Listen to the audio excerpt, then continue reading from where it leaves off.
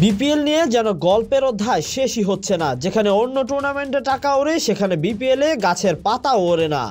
টাকার গাছ সব ফ্র্যাঞ্চাইজি টুর্নামেন্টে লাগালেও লাগানো হয়নি বাংলাদেশ প্রিমিয়ার লিগ বিপিএলে। তাহলে কিভাবে বিপিএলে দল কেনার অনুমতি পায় টিমের মালিকেরা? কারা দেয় এসব অনুমতি?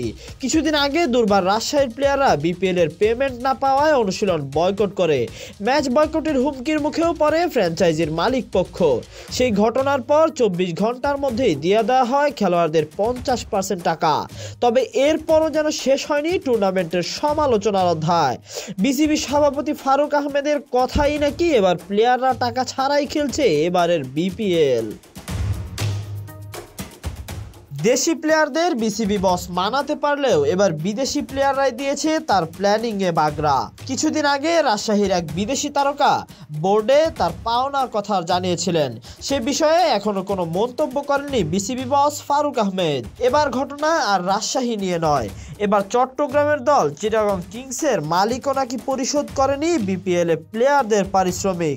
আজ নিজের পাওনা বুঝে না পাওয়ায় চট্টগ্রামের ইনফর্ম প্লেয়ার লঙ্কান তারকা বিনুরা ফার্নান্দো মাঠেই যাননি বলে জানা গিয়েছে।